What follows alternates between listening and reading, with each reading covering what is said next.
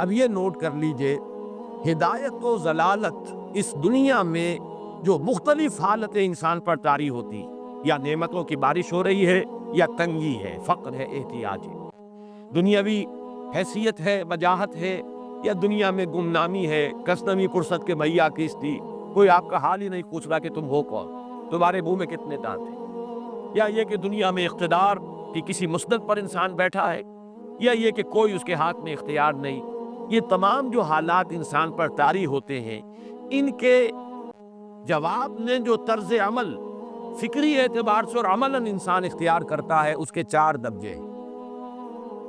پہلا درجہ ہے انتہائی گمراہی، ضل ضلالا بعیدا۔ وہ کیا ہے؟ اگر عزت ہوئی، نعمتیں ملی، فلاں دیوی یا دیوتا کی نگاہ کرم ہے، اس کی کرپا سے یہ ہو گیا، اور اگر کوئی تکلیف آ گئی، مصیبت آ گئی، معلوم ہوتا ہے کہ فلاں دیوی یا دیوتا ہم سے ناراض ہو گیا، یہ کالی دیوی کی طرف سے کوئی مصیبت آ گئی ہے، یا یہ کہ یہ لکشمی دیوی کی نگاہ کرم ہے کہ ہمیں دولت مل گئی ہے۔ یہ تو ہے شرک۔ شرک ہونے کے اعتبار سے یہ ہے ضل ضلالا بعیدا، انتہائی پستی۔ اس پستی سے اوپر آئیں گے تو توحید کی پہلی منزل ہے۔ عزت دی، اللہ نے دی، اگر کوئی تنگی آ گئی، فقر، تکلیف، کوئی ذلت، رسوائی، یہ بھی اللہ کی طرف سے۔ ایک اعتبار سے تو انسان ہدایت پر آ گیا، بڑی گہرائی تھی اس گندگی کی اور اس خباثت کی جو شرک جس کا نام ہے، اس سے انسان نکل آیا، نجاست سے۔ توحید تو ہے، لیکن ابھی اس میں اس کی گمراہی کا ایک ایلیمنٹ شامل ہے، اور یہ گمراہی سے جب تک آگے نہیں آئے گا، اوپر نہیں ابھرے گا، اس کا طرز عمل کیا ہوگا کہ ذرا کچھ مل گیا، عزت مل گئی، پھولے نہیں سما رہے، اب زمین پر قدم نہیں ٹک رہے، گردن اکڑ رہی، کہیں محرومی ہو گئی، کوئی تکلیف آ گئی، کوئی مشقت، فقر آ گیا، اب بجھ کر رہ گئے۔ ان دونوں کیفیات میں انسان کا پینڈولم جو ہے وہ ایکسٹریم کو جائے گا۔ یہ کب ہوگا؟ جبکہ انسان یہ سمجھتا ہے کہ اس دنیا میں جو دولت مل گئی یا عزت مل گئی تو یہ گویا کہ بڑی کوئی قابل فخر شے ہے، اور اگر یہاں پر کوئی تکلیف آ گئی، کوئی مصیبت آ گئی، فقر و فاقہ آ گیا تو یہ گویا کہ بہت ہی اہانت آمیز شے ہے۔ اگر یہ انسان سمجھے گا تو طرز عمل وہ نکلے گا نتیجے کے طور پر جو میں بیان کر چکا ہوں، یہ گمراہی ہے۔ اس گمراہی سے نکلیں گے تو آپ کس مقام پر آئے؟ دوسری منزل ہدایت کی کیا ہے؟ نہ یہ عزت ہے نہ یہ ذلت ہے، دونوں حیثیتیں برابر ہیں کہ یہ امتحان ہے۔ اسی لیے ان دونوں آیتوں میں ایک لفظ قدر مشترک ہے، اذا مبتلاہ، فاما الانسان اذا مبتلاہ ربہ فاکرمہ ونعمہ۔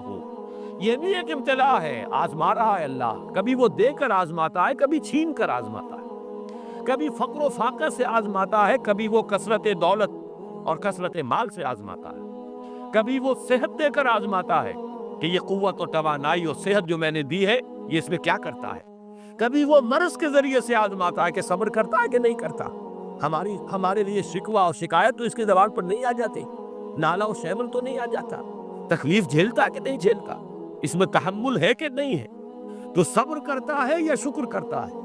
یہ دونوں کیفیات در حقیقت اس اعتبار سے مساوی ہے، یہ بھی امتحان، یہ بھی امتحان۔ یہ حقیقت جب سامنے ہوگی، اب وہ پینڈولم جو ہے وہ بہت کم ہو جائے گا، یعنی انسان میں طبعی طور پر تو ایک اثر ہوتا ہے غیر اختیاری، کسی چیونٹی نے کاکا آپ کے پاؤں پر، آپ اپنا پاؤں ہٹا لیں گے، اس میں کوئی ارادہ نہیں، یہ ریفلیکس ایکشن ہے، غیر اختیاری فعل ہے۔ اس حد تک تو انسان ضرور متاثر ہوتا ہے، اس سے تو کوئی انسان جو ہے وہ بلندر نہیں ہو سکتا۔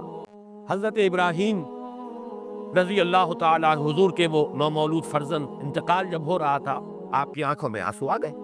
اب یہ طبعی اثر ہے، ایک فعل ہے، انفعالی کیفیت ہے جو بالکل طبعی ہے، لیکن یہ نہیں کہ اس کی وجہ سے انسان کی زبان پر کوئی شکوہ آ جائے، کوئی شکایت آ جائے، یہ نہیں ہوگا، یہ ایمان کے برعکس ہے۔ اسی طریقے سے اگر کوئی خوشی ہوئی ہے تو چہرے کے اوپر ایک نکھار آ جائے گا، تبسم آ جائے گا، اس سے زائد کہیں۔ اس حد تک تو یوں سمجھیے کہ انسان کا طبعی تقاضا ہے۔ اس سے زیادہ یہ پینڈولم اگر سوئنگ کر رہا ہے تو گویا کہ اس حقیقت سے انسان محجوب ہے کہ یہ بھی امتحان ہے، یہ بھی امتحان، جو ہم سورہ حدید میں پڑھ چکے ہیں۔ ما اصاب من مصیبت فی الارض ولا فی انفسکم الا فی کتاب من قبل ان نبراہا ان ذلک علی اللہ یسیر لکی لا تعصوا علی ما فاتکم ولا تفرحوا بما آتاکم۔ اللہ تمہیں کچھ دے تو اتراؤ مت، اللہ تم سے کچھ چھین لے تو اس کے اوپر افسوس مت کرو۔ یہ نتیجہ ایمان کا نکلنا چاہیے۔ اگر تمہیں ایمان ہے اللہ پر، اگر تمہیں یقین ہے کہ جو کچھ ہوا ہے اللہ کے اذن کے بغیر نہیں ہوا، اگر تمہیں یقین ہے کہ اللہ نے جو میرے لیے طے کیا ہے اس میں میرے لیے خیر ہی ہے، چاہے فی الحال فی الوقت فوری طور پر مجھے ناگوار محسوس ہو رہی ہے بات، لیکن یقیناً میرے لیے اس میں خیر ہے میرے رب کی طرف سے، کہ ہر چساقی ماریخ عین الطافس۔ ہم تو شارٹ سائٹڈ ہیں، ہم دیکھ نہیں سکتے کسی شے کو، ہم اس کے ظاہر کو دیکھ کر گھبرا اٹھتے ہیں کہ یہ تو تکلیف آ گئی، کیا پتا اسی کے پردے میں اللہ کی رحمت آ رہی۔ میں نے وہ رئیس امروہوی کے اشعار آپ کو کئی دفعہ سنائے ہیں۔ وہ وقت آیا کہ ہم کو قدرت ہماری سعی و عمل کا پھل دے، بتا رہی ہے یہ ظلمت شب کہ صبح نزدیک آ رہی ہے۔ ابھی ہے کچھ امتحان باقی، فلاکتوں کے نشان باقی، قدم نہ پیچھے ہٹے کہ قسمت ابھی ہمیں آزما رہی ہے۔ رئیس اہل نظر سے کہہ دو کہ آزمائش سے جی نہ ہارے، جسے سمجھتے ہو آزمائش وہی تو بگڑی بنا رہی، اسی آزمائش سے تو بگڑی بنے گی، اسی سے تو تمہارا خیر جو ہے اجاگر ہوگا، سامنے آئے گا، پتہ چلے گا who's who, what is what۔ ابو بکر میں کتنا یقین اور ایمان تھا، کہ کیسے معلوم ہوگا، کیسے معلوم ہوگا کہ بلال میں کتنا سہار، کتنا تحمل تھا، کتنا صبر تھا، اگر وہ مصیبت ان پر نہ آتی کہ جو امیہ ابن خلف کے ہاتھوں ان پر قیامت ٹوٹ رہی تھی۔ تو یہ ساری چیزیں جو ہے ما اصاب من مصیبت فی الارض ولا فی انفسکم الا فی کتاب من قبل ان نبرأ ان ذلک علی اللہ یسیر لکی لا تعصوا علی ما فاتکم ولا تفرحوا بما آتاکم واللہ لا یحب کل مختال فخور۔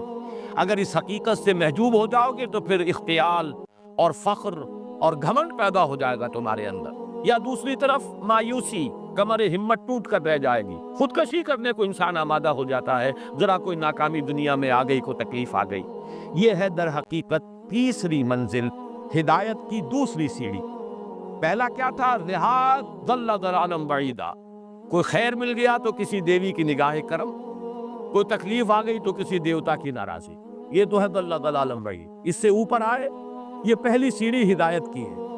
عزت ہے تو اللہ کی طرف سے، اور اگر کوئی ذلت ہے، تنگی ہے تو اللہ کی طرف سے، یہ ہدایت کا آغاز ہو گیا، یہ توحید کی بنیادی منزل ہے۔ اس سے اگلی منزل، یہاں کی ذلت ذلت نہیں، یہاں کی عزت عزت نہیں۔ ذالک یوم التغابن، ہار اور جیت کے فیصلے کا دن تو قیامت کا دن ہے، وہاں معلوم ہوگا جس کو اس روز عزت ملی وہ عزت والا ہے، جو اس روز ذلیل ہو گیا وہ ذلت والا ہے۔ یہ تو امتحان ہے، دارالامتحان ہے، خلق الموت والحیات لیبلوکم ایکم احسن عملا، یہ تو دارالامتحان ہے، امتحان ہونے کے ناطے دونوں برابر ہیں۔ اس سے اوپر ہے ایک چوتھی منزل، ہدایت کی تیسری منزل۔ وہ کیا ہے؟ عام طور پر انسان یہ سمجھتا ہے کہ یہ جو آزمائش ہے تنگی کی اور فقر و فاقہ کی، یہ سخت تر آزمائش ہے، اور نعمتوں کی بارش ہو تو یہ آسان آزمائش۔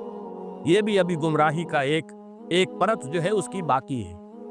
ابھی ہدایت کا جو کامل جو ہوگا انکشاف، وہ کب ہوگا؟ جب انسان اس حقیقت کو جان لے کہ جہاں وسعت ہو، جہاں کثرت ہو، وہ زیادہ بڑا امتحان ہے، سخت امتحان ہے، بجائے اس کے کہ اگر علت ہے، کمی ہے، یہ کم پر امتحان ہے، یہ کم بھاری امتحان ہے۔ کیوں؟